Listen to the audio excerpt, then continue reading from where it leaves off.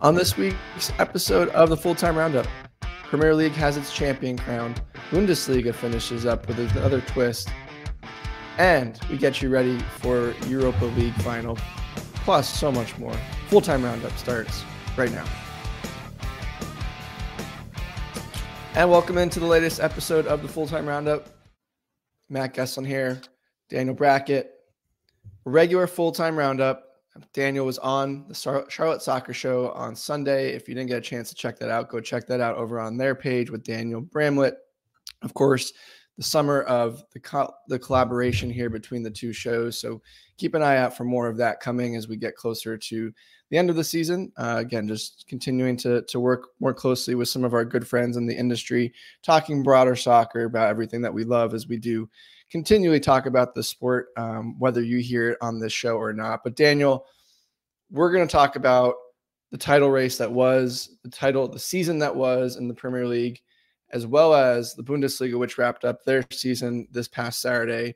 Where do we want to start? Of course, do we want to just kind of get the monkey off the back, rabbit out of the hat? We have a title winner, and it's not much of a surprise. Yeah, we'll start with Man City. Good to see you, Matt. Yeah, definitely go check out the Two Danny show. Word on the street is, Peacock has, made contact with us. They see us succeeding the Two Robbie show. So going to give you some updates on that one, Matt. Just kidding. But, Manchester City wins, their sixth Premier League title, I believe. And it doesn't really come to much surprise. We didn't even get, a lot of drama, if you will, on Sunday as Phil Foden absolutely scores a screamer within less than 2 minutes of the game.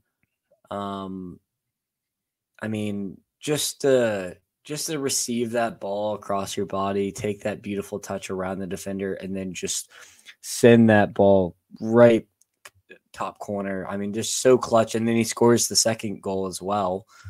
I guess we did have a little bit of game for a second when Kudus scored that bicycle kick to make it 2-1. But we always knew what was going to happen on Sunday, and it was just super unfortunate. If Arsenal lost, that would have been really disappointing for me, just because you wanted them to go the distance, right? And not have any regrets on the final day. And so I'm just glad they beat Everton. But, another trophy for Manchester City. Pep's given them comparisons to the Chicago Bulls, and it hurts. Yeah, of course, 6 and 7 seasons, 4 in a row, which has never been done in the Premier League before. So maybe arguably the greatest team of all time. Of course, there will be people that will say greatest English team, I should say, excuse me. There will be people that will talk, and we'll talk about this a little bit. Just kind of the overall, as Manchester City buying titles is kind of what's the situation there with the FFP, with all the ruling and all that stuff. So there's a lot to unpack there as well. But just a remarkable run by this team. You mentioned Arsenal not kind of falling off at the end there, which of course they did last season. They do have a different approach this season, Daniel. They won 16 out of the last 17 games in the Premier League, and they still didn't win the title, which is pretty remarkable. So that's kind of tells you exactly where and how good this Manchester City team is. Arsenal lost 5 games all season long, and they still come up 2 points short against Manchester City, who didn't lose a game since December 6th. You're looking at perfection, and you have to be perfect in this league to win it, essentially.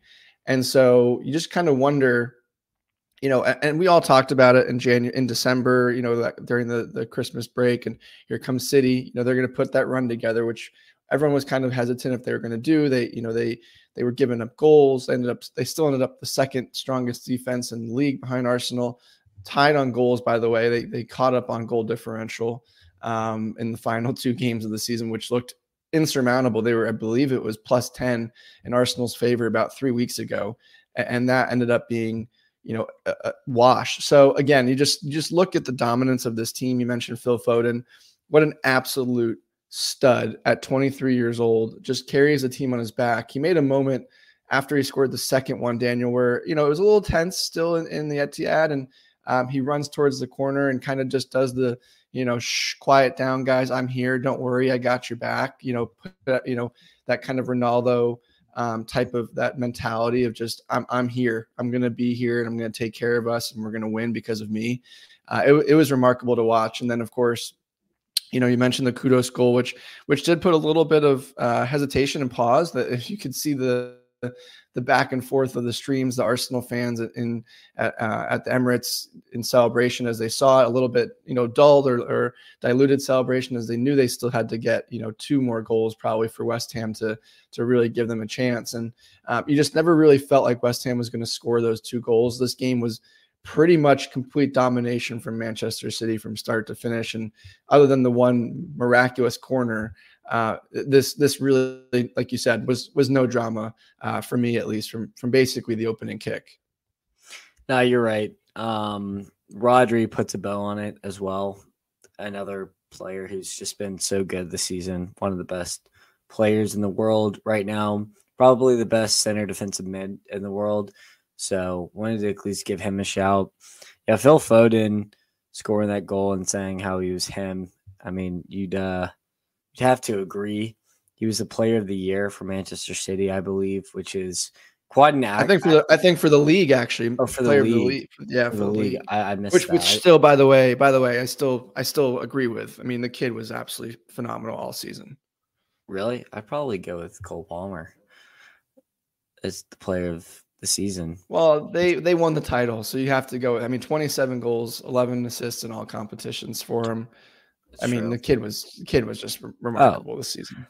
Yeah, no doubt about that. And there's been talks and people say he's a product of his environment, this and that. But I mean, the last probably 2 months, he's been on a generational tear, and he's not just having tap-ins. He's receiving the ball with pressure, completely, just leaving a defender in the dust and then just absolutely destroying the ball into the back of the net. Like, he has turned up his game even more as of late, and it's just remarkable to see. And so, you to give you credit here, you have been calling this Manchester City comeback since probably December. You said it all along, even with the big point gap. I didn't want to believe you because I wanted Liverpool and Arsenal, one of them, to win it. And you end up being right on the final day. So it's a shame because not only were you right, but Manchester City won it. But I at least wanted to give you your flowers in predicting Manchester City to win. It is fine margins, like you mentioned as well. I mean, hitting 90 points consistently is absurd. I don't even know how you compete with that, to be honest. It's gotten so ridiculous. So, I mean, this is the team that won the treble. They go in and they're probably going to win a double this year. Just back to back multiple trophy seasons it's just not even fair. Yeah, and Daniel will be giving me more flowers shortly, so just get ready for that. Just want to prep that for everybody. But yeah, I mean, it is remarkable, Daniel. And again, you have to almost essentially give them a 10. You have to be at least 10 points clear going to December, which is crazy to think. Like I said at the beginning, maybe more. Like, possibly honestly. More. Yeah, I mean, Arsenal lost 5 games in a 38 game season.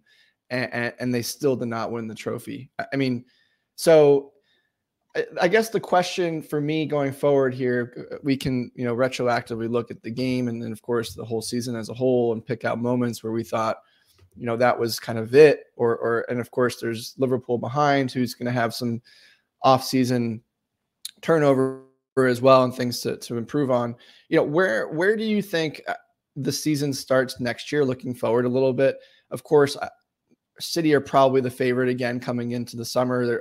Of course, we don't know what kind of business will be done in the summer window, which will be interesting to see both, departures and arrivals. There's rumors of Paqueta coming from West Ham. They were kind of joking on the broadcast that he brought a bag with him to move in as soon as the game was over. But from an Arsenal perspective, where do you think they need to add to continue this progression? They, again, a better season than last season, just came a little bit short.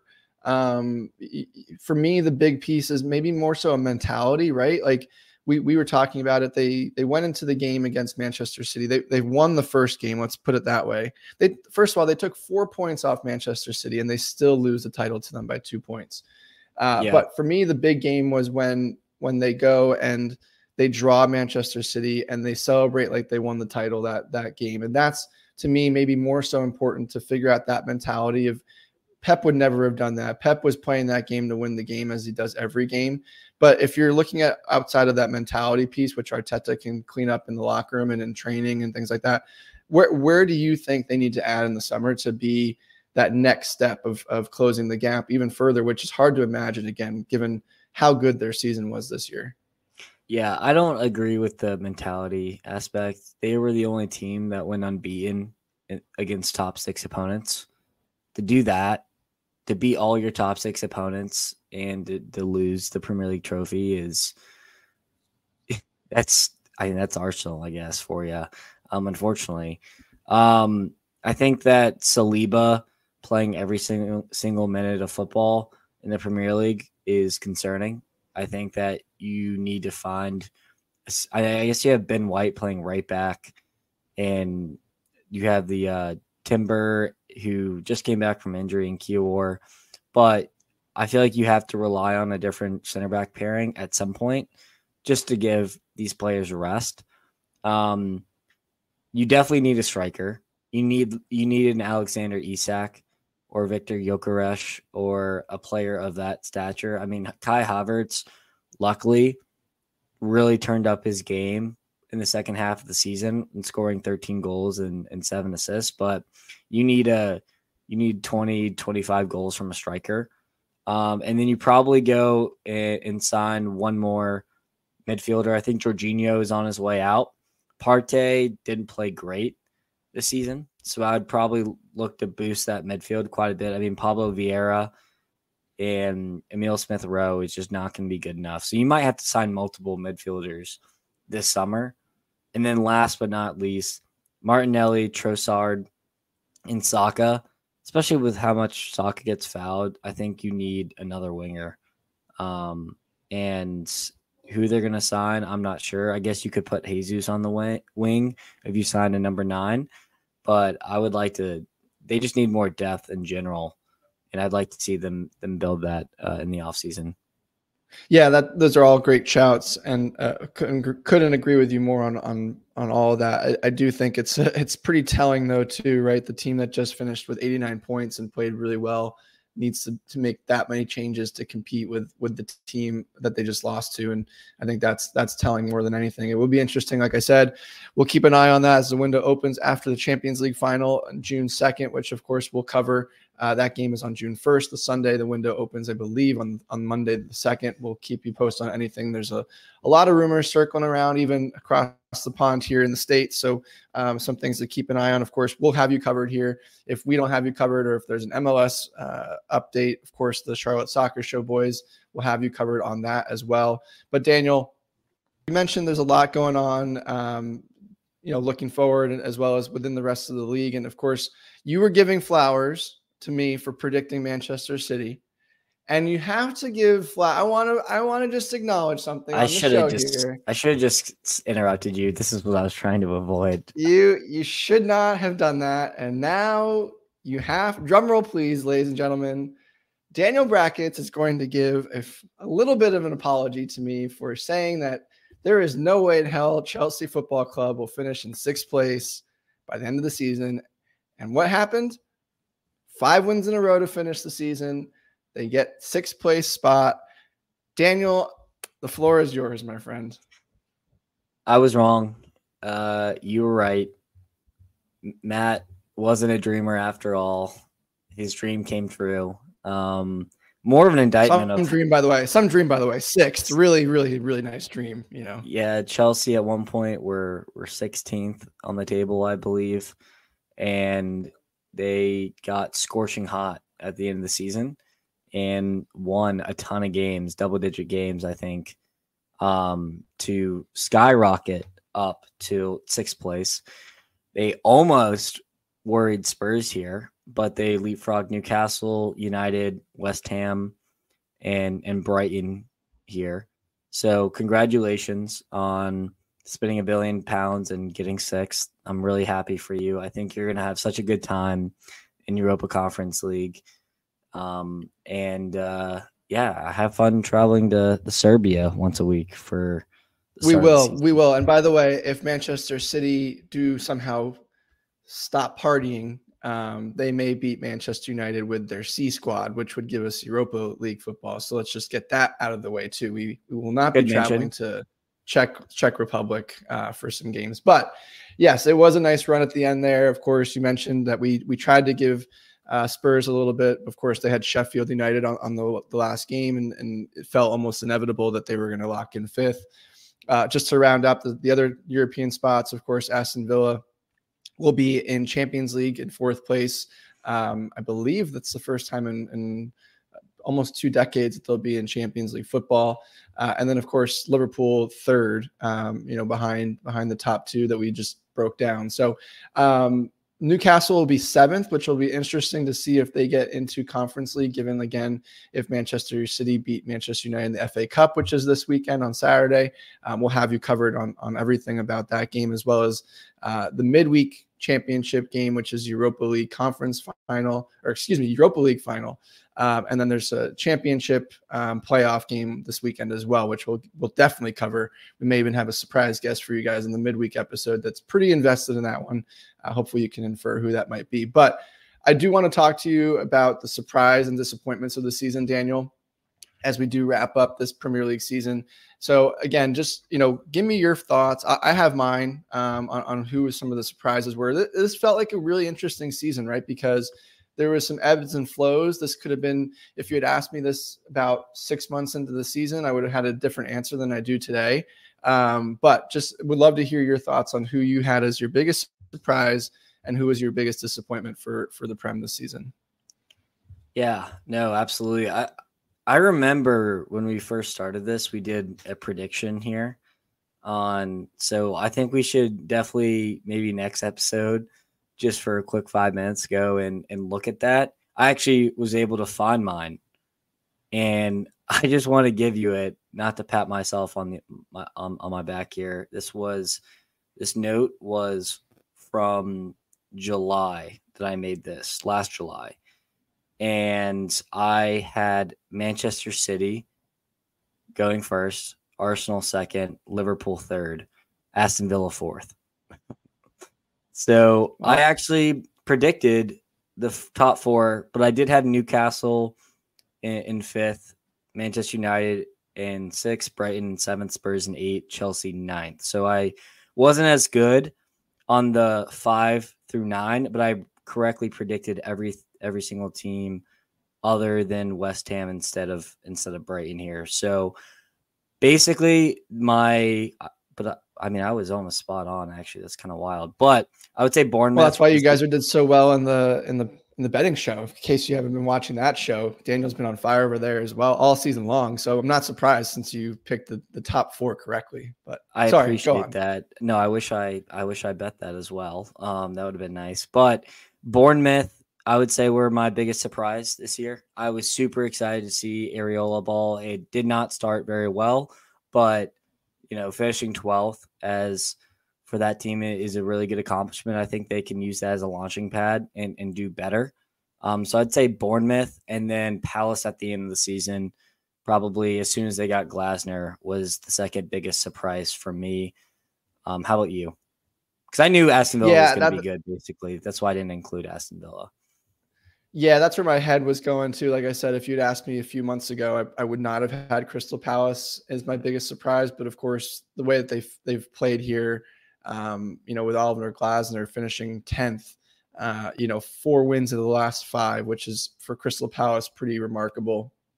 I would say my biggest disappointment would be Brighton, dropping into the bottom half of the table now, just outside of that with 11th. But we were so hyped on De Zerbi ball, and of course they played so well last season, and then of course all the noise that came out with De Zerbi leaving here at the end of the season. So yeah, that would be my biggest surprise. Bournemouth was up there as well for me. I mean, they're both right there, 11th and 12th on the table, so kind of in that same boat.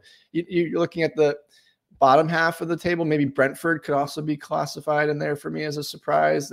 I was really high on Thomas Frank. We've talked about him before on the show quite extensively, and maybe the juice has kind of run out a little bit for him at Brentford. So it'd be interesting to see what happens if he moves on. But Brentford, they still stay up. So it's another season in the Premier League for them, which is, ultimately, if you're not going to win the title, you're not going to play in Europe. That's kind of all you're really looking for. But I did think Brentford would maybe take that next step and maybe snag, 7th in the Europa Conference League title position this season. But that would be it for me. Probably Brighton and Brentford. Yeah, I'd say as a disappointment, I'd have to agree with Brentford. I thought they would do better so they disappointed me. But obviously, we probably knew they wouldn't do as good with no Tony for half the season. And then, I mean, there's a lot. I feel like a lot of teams ended up kind of where they deserve to be honest. I mean, I guess Manchester United in 8th is just a disappointment just historically. So probably United in 8th place out of European football, just how their season went with Champions We all kind League. of saw that coming though, right? We did. All kind of saw we did. A little bit. Yeah, no, I think so. I think that's fair. I'm just saying, if you ask any Manchester United fan, it's a disappointment for sure. Oh, absolutely. They get blown out in the AFL Cup. Last thing I wanted to ask you was, who is your signing and flop of the season? And I'm guessing I know who the signing of the season will be for you. Well, signing of the season, I think most people would have him as Cole Palmer, which is not correct. Just as a Chelsea fan, but just across the board, 47 million euros or pounds, excuse me, for that type of performance and output was just remarkable, and single-handedly carried Chelsea for most of the season.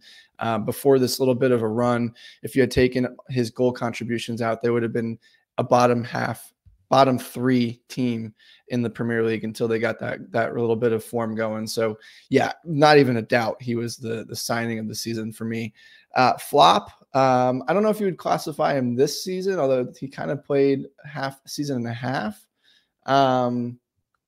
Would be Anthony again at Manchester United, just because I think his lack of doing after being an 80 million pound signing for Manchester United and all the confidence that Erik ten Hag has in him, and just the way that he feels that he's still a capable player in the Premier League and yet doesn't really play much, kind of comes off the bench more of late, just didn't really do much for United this season. So you could kind of put a few players on that United list for me, but Anthony was kind of the one that stood out the most as a disappointment. I'm sure there's others that I'm not thinking of, but if you're putting me on the spot, those would be my signings, positive and negative.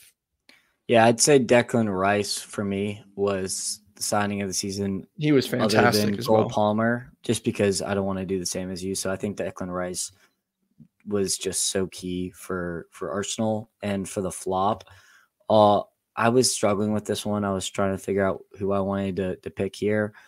I'd probably have to say another United player, which I hate piling on because that's kind of what we've been doing recently. But Mason Mount, just for what you paid for him, 75 million, 70 million. I mean, he did close to nothing. And he was injured for a lot of the season. But even when he played at the start, it was bad.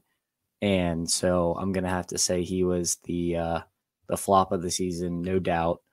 But the last little segment I wanted to get to is relegation. I love to play the GM role here. And, Burnley, Luton, and Sheffield will be relegated.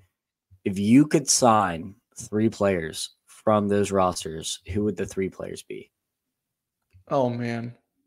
And I'll go first so you can think about it. Yeah, I need to think about that. Ross Barkley is my number 1. He's already been linked to Villa.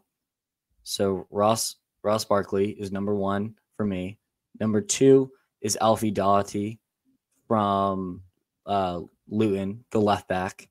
He looks like a unpolished Andy Robertson. Dude runs for days, wand of a left foot, had 8 to 10 assists this season. I could see him being a backup left back somewhere. I like his game a lot. I think he has been very underrated, and so I'd like to see him kind of find a move somewhere. And then I'd say maybe either Dara O'Shea for Burnley, or I would say Charlton Morris or the Adebayo kid striker for Luton, just the 2 classic number 9s that Luton had, and they could help a relegation scrap team kind of get some big goals if they play that direct style, kind of like a Sean Dyche style. So I could see Everton looking at a Charlton Morris or an Adebayo for next season. And I'm sorry I did put you so on the spot.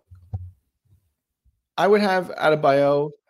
No, you're good. I would have Doty as well. Adebayo, I thought was really impressive up front. He could really help a squad.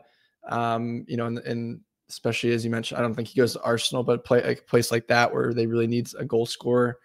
Man, who would be my third? A lot of Luton players, by the way, that we've picked. So I'm surprised that, again, we did think that they were going to kind of maybe stay up. So that doesn't surprise me that they were that close to doing it. Sander Berg. Sander Berg, okay. He wasn't bad this season. He's a good player. He wasn't bad. He's a young player. He could, he's not young-ish, but he's not old. He's kind of 27 or 28 years, around there, 26 maybe. Just a quality, depth player, like you said, for some of these top teams that really don't want to spend too much, but they want to kind of bolster that midfield and give some consistent play. I'm not looking at let's be honest, there's no one in either 3 of those teams that stand out as superstars in the making. So you're not going to sign anyone for that perspective. But yeah, I go with those 3. Doty maybe have the highest ceiling, like you said. I kind of like that comparison of an unfinished type of player, similar to Andy Robertson. But I think that would be my third, and it'll be interesting, Daniel, to see what happens for some of these teams. We'll cover it a little bit more in depth as far as where the future could hold for all 3 in the championship. We don't want to get into that now, but I do want to move over to the Bundesliga, and this is a nice segue too, because there has been rumors, and we'll talk about Bayer Leverkusen in a second, but I want to talk about just, again, that segue from, ironically, the relegation battle. Vincent Kompany has been rumored to be on the short list for Bayern Munich manager job. Of course, Bayern Munich has had an absolutely woeful season. We'll get to where they actually finished here in a second, which was, again, a surprise over the weekend. Do you, just first out of the gate, do you see that as a potential good fit for Vincent Kompany to be the manager at Bayern Munich, given everything that happened at Burnley this season? I mean, he played really pretty football, and he stuck to his style, and they were a fun team to watch. It felt like a lot of, we asked him to be more pragmatic all season just based off his roster limitations and the players that he had. But you could see kind of like a De Zerbi. The style's there. It just may be a lack of quality players-wise to carry out that style. So it's an argument, should he show that he can be, more adaptable and try something different, or should he continue to play out his style and it will finally click? So, I think Vincent Kompany is a great manager. I think he will go on and to coach a big team. I think jumping from Burnley to Bayern would be a gigantic step, but Bayern are also a team that are desperate for a manager here. And so, this one seems like it wouldn't be, the biggest deal if Vincent Kompany didn't do well, because they would just sack him, pretty quickly. But I would like to see him more on like a mid-level tier side, like Kompany going to Brighton first, honestly. Coincidentally, I would like to see him at like a Brighton before he goes to like a, one of the biggest teams in the world. But that's just me. Maybe it'll work out. Maybe it won't work out at all. But I think the blueprint is there for what Vincent Kompany can do, and he's one of the best footballing minds that we have. So, I'd like to see it, and if it didn't work out, I don't like Bayern, so that would be cool with me. It'll be interesting. Of course, that's a huge jump. And we did see those reports come through yesterday. There's apparently been in talks for the last couple of weeks, but it's been chaos in Bayern. And I think they're looking for their shadow to potentially be a manager at this point, given that people just keep saying no to them left and right. So, with that being said, they need to start sending us some calls. You and I, am I the manager? Are you the assistant? Or are you the manager? I'm the assistant. We'll figure that out. Rocks, paper, scissors, depending on the week, I guess. But, we can make that work if they want to give us a ring. I'll brush up on my German. I'll figure that out real fast. But I want to talk about their season. Of course, another surprise result for them on Saturday. I know you were watching this and had some great insights from the Bundesliga championship Saturday, as it were. But Stuttgart grabbed second place over Bayern Munich. Again, we can talk about Bayer Leverkusen again in a second, but just a cap off just a terrible season for Bayern Munich. They fall to third. We've talked about on this show before whether we thought that was important or not, given that they're just a very first place kind of championship or bust type of mentality. But this has to be a big blow for the hierarchy in Bayern or Munich to finish behind Stuttgart. Yeah, sack the whole board. A bunch of them got sacked last season. I think they should do the same. I mean, for Bayern to get third is unacceptable, but it really is a testament of Stuttgart and how good Stuttgart and Bayer Leverkusen were. Dennis Undav, after Stuttgart played Leverkusen earlier in the season, said, hey, I think these are the two best teams in the Bundesliga, and I think these two teams will finish at the top. And he got a lot of flack for that, and it ended up being true on the final day, and he let everyone know too, which I love to see. So, I mean, Stuttgart beat Bayern a week or two ago, 3-1. I think that is a fair result considering Bayern's season, and I'm just really excited to see how Stuttgart can build off of this into next season. They're going to lose Guirassy. They might lose Undav as well. So whoever they sign, it's going to be a huge signing, as Guirassy netted or scored 28 times this season. 28 times. And Undav had hurt. 18. And he was hurt for a while. And he was hurt for like months. And I think he went to AFCON for a second. So, or that kind of was a mix between the two. But, I mean, ridiculous. Absolutely ridiculous. But, I mean, going from a relegation favorite to Champions League football, they have a lot of building to do for next year, for depth-wise, if they want to compete in the Champions League as well. But I'm super excited for Stuttgart, and I'm going to be watching them extremely closely in the offseason. Yeah, it's a great story. Of course, they're one of the bigger sides historically in Germany too. That stadium can hold 60,000 people, and so it was surprising just to even see them. There's some surprise teams. Schalke going down last couple of seasons. You didn't want to see a team like Stuttgart go down.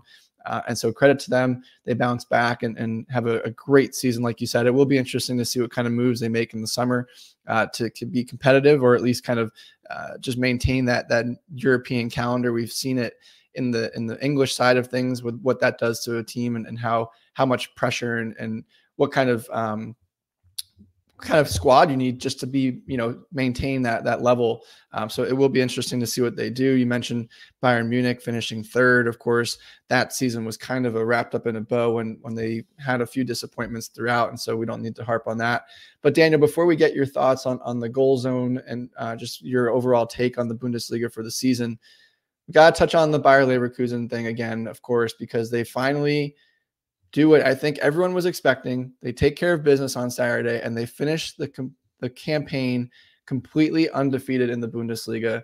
I think it's something that even Bayern Munich haven't done in the Bundesliga. Just your thoughts. I know I have my opinion on this story. I don't want to share it quite yet, although you guys have kind of hinted at it, but there's still a few games to go before I can make the claim of what I've said. But just your thoughts on kind of their run this season, and just how big of an impact this has been on the Bundesliga as a whole, where finally, after 11 seasons, we have a new champion at the top. 28 wins, 6 draws, 0 losses, 34 or 90 points, and a goal differential of 65, the highest by a long margin in the Bundesliga, and Florian Wirtz gets Player of the Year. You can argue if he deserves Player of the Year, just compared with Harry Kane and how many goals he scored. But I mean, Florian Wirtz and Xabi Alonso took this team to new levels. It was a team effort. I mean, Frimpong, Grimaldo, Boniface, Hoffman, Xhaka. I mean, they were world beaters this year. They believed all the way through, even when it looked, almost impossible to lose. They just kept finding a way to grind out these results. And the wildest stat is being unbeaten. You would actually think they hold the highest point total, but actually Bayern with Jupp Heynckes in early 2010s actually still holds the highest point total. If they shattered that, that would have been extremely special. But still to go unbeaten is a remarkable achievement. And, I've just enjoyed talking about them so much this season. I can't believe that they actually did it. But yeah, no, it's just insane to think about. And they hit 90 points with only 34 games. I think Manchester City had 91 points in the Premier League. So if you're just comparing apples to apples with 2 less games played in the Bundesliga, 90 points is crazy. Yeah, it is crazy. And you mentioned, the teams of Bayern past that had the more points. Of course, it's hard to say what I'm about to say, but if you watch the games and if you just looked at the table and you see where Bayer Leverkusen are, they of course dominated the league, right? But they didn't dominate games. And that was kind of the thing that you alluded to a little bit with that points total. They just kind of squeaked things out. They never were out of a game. I think they had like 17 plus goals in 90 minutes plus over the course of the season. They just never quit. You almost couldn't turn off the game. If they were down 1 in the 92nd minute, you almost kind of knew a goal was coming just to tie it. And sure enough, they would get it.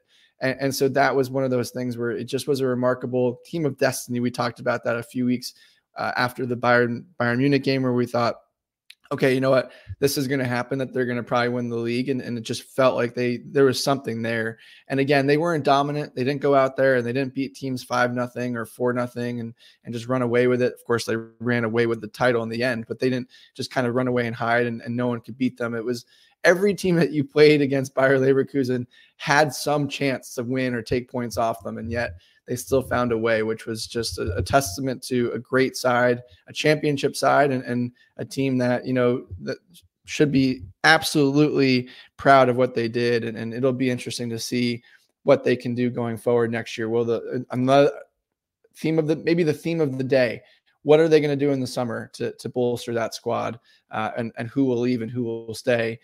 Because Bayern Munich are not going to just sit quietly and let this happen 2 years in a row. So they do have a huge, maybe the biggest test on their hands out of all the teams that we've talked about for next season.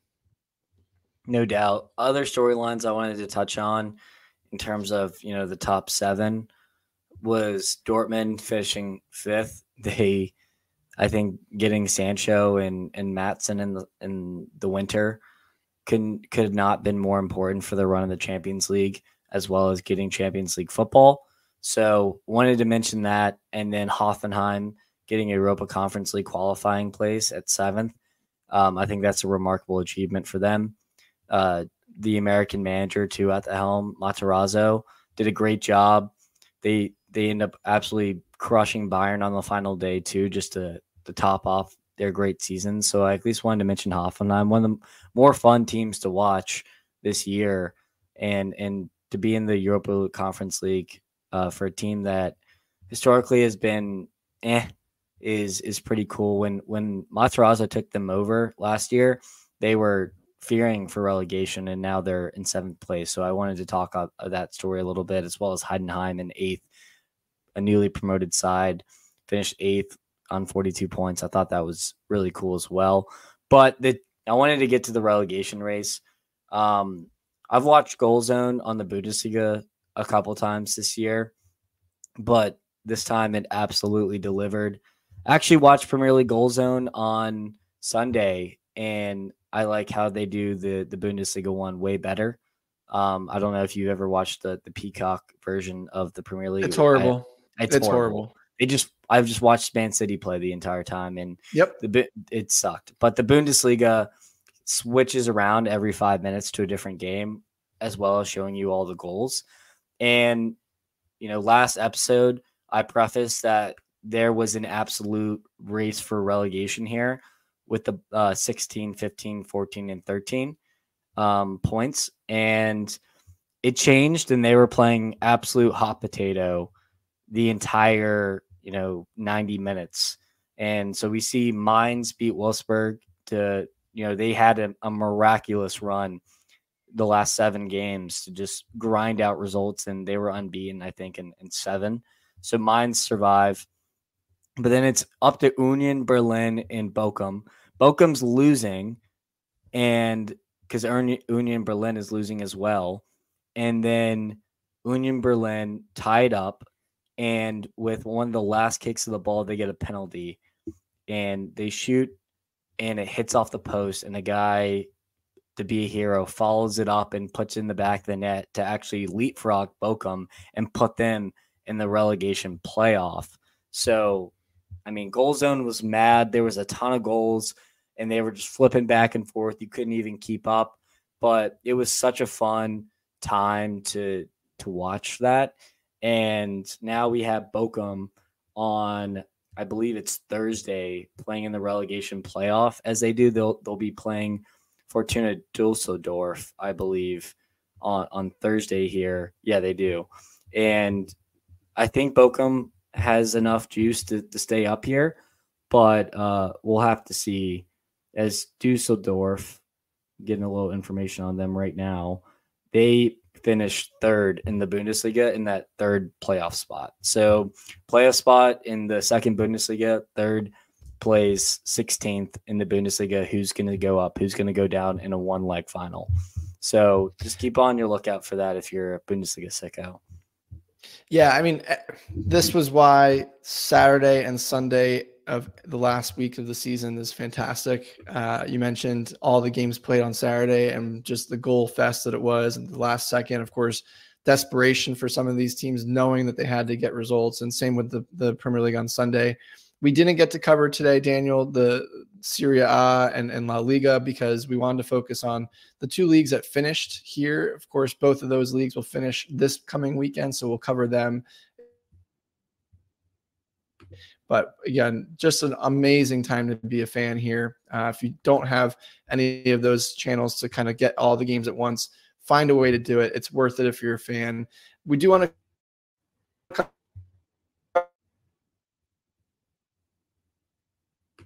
You're breaking up a little bit, Matt, so I'm just going to take over for just a second. So the last league that ended real quickly was the Ligue 1, the French league. And so there's some really interesting things here that happened. So obviously PSG win, only 76 points on the season in first. I think it was a quick math, 9-point gap. So one of the worst gaps I feel like they've had in recent memory. But we see AS Monaco return to Champions League football. But number 3, that was the big surprise. I called it out in probably February here, was Brest. And Brest historically have been mid-table, lower table at best. And they actually get 3rd with Eric Waugh as their coach. Remarkable achievement from them. I think Pierre Melot and Mounier are the only 2 players I actually know from that team. So that just shows, no one expected this Brest team to do anything this year and to finish 3rd on 61 points with a nice 2-point gap from Lille, who's in 4th, is crazy. So Lille ties up Europa League competition, or no, they'll be in the qualifiers, and then Nice, and let me know if you are surprised by this, Lyon actually finished in 6th. Lyon were the bottom of the table in January. That was a huge move, by the way. Huge move. We were comparing them to Ajax, how bad they were at one point. The fans were just cussing this team out on a weekly basis after the games. And so they make a ton of moves in the winter. They signed like 3 or 4 really young attackers. And then they absolutely shoot up the table on 53 points at 6, which is an extremely low point total for a league. But yeah, Lyon are able to lock up Europa League group stage competition. So I just wanted to mention that. And Marseille, Rennes, 2 teams that I was fairly high on, and Lens, I guess, who were in the Champions League, they will miss out on Europa League. But just wanted to give Lyon a shout out. I don't know how they turned their season around. I mean, they had 16 wins and 13 losses. That just shows how many wins they kind of put together at the end of the season. But just wild scenes in Lyon. Yeah, of course, League, and thanks for grabbing over while my internet keeps cutting in and out for me today. Liga is an interesting one. We'll get to that a little bit more in depth, I think, over the summer. Is of course Kylian Mbappe will now leave that league, and what are those ramifications for that league going forward? Of course, PSG, we know will probably still be the team, but when you lose a star player and the stardom of Kylian Mbappe, what does that kind of look like for your league going forward? So definitely want to cover that as we kind of look towards the summer. Of course, who knows what PSG will do? They may bring in another star player like that, and that's a mute conversation, or they might go the way that we've all been hoping that they would go as PSG fans and build an actual squad, given that they have such room to kind of roam and win that league week in and year out. But Daniel, I want to touch quickly. You alluded to the Bochum playoff game in Germany. Give us your thoughts on that one. We're going to do a breakdown of the championship games for English championship here, so we won't cover that on this episode. But give me your breakdown for the German playoff game, and then of course we won't see you before the Europa League final. So I want to get your thoughts on Bayer Leverkusen in the Europa League final before we head out as well. Absolutely. So for Bochum, Düsseldorf, I think that Bochum will win this game. Düsseldorf actually, if I remember correctly, went kind of far in the Pokal. So, they're not a bad team, and we've seen them punch above their weight just in general here. But I'm going to say Bochum have enough juice to survive. They've been this season, but I think that they still will have enough juice in the tank to go and stay alive. And you see this most of the time in the Bundesliga, the 16th team has enough to stay. So I'm going to go with Bochum. And then for the Europa League final, Atalanta, Bayer Leverkusen. Like I mentioned before on the Two Danny show, Atalanta do have a bad taste in their mouth after losing the Coppa Italia to Juventus. So that might, play a factor here. But I think it's Bayer Leverkusen's destiny to go and win this thing. And it's going to be really hard to knock them off their perch. And so this could go to extra time and even penalties, but I'm going to have to back the boys in black here, Bayer Leverkusen, to win this. Can't really doubt you on that one, given what we've seen, but it'll be interesting. We'll have a breakdown show midweek with potentially another voice on the show, John Hayes. So keep an eye out for that midweek. But again, we'll also be breaking down the English Championship playoff, the most expensive match in football, as you will, which will be Leeds versus Southampton. That'll be on Saturday. So we'll break that down. And then we'll, of course, have FA Cup recap as well over the weekend. So a lot still to go, even though leagues are closing down and summer's approaching, there's still games to go. We'll also have U.S. men's national team starting to get into action. We'll have the European championships. We'll have all that for you to break down and kind of preview. Daniel, of course, will be in Germany, as we've talked about a few times on this show for the European championships as well. And of course, like we mentioned a few times now on the show, you're going to hear more from us as well as a few other voices here on the show, just as we start to kind of branch out and get more coverage across different leagues and some really fun things in the works with our friends over at the Charlotte Soccer Show. So keep an ear out for that. Go listen to those guys if you would like to. They cover mostly MLS, but again, it's going to be very collaborative of what we do. And then you might hear some more of their voices on our show. You'll hear Daniel, of course. You alluded to the Two Danny's episode already. You'll hear him over there. You'll hear me over there. Easy for me to say. But in the meantime, we are still the Full-Time Roundup. You can download, like, subscribe, wherever you get your podcasts. Leave us a 5-star rating. You can interact with us on X at Full-Time Roundup. I don't know if Daniel's going to change his Twitter handle at this point, but it's Liverpool CLTFC.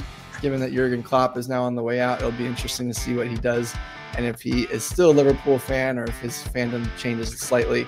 Mine is Life of Gesslin. I'm only joking about that, Daniel. So you can interact with us, of course, on all those platforms. Again, please like, download, subscribe wherever you get your podcasts. And Daniel, we will see you on Sunday for another episode of the Full Time Roundup.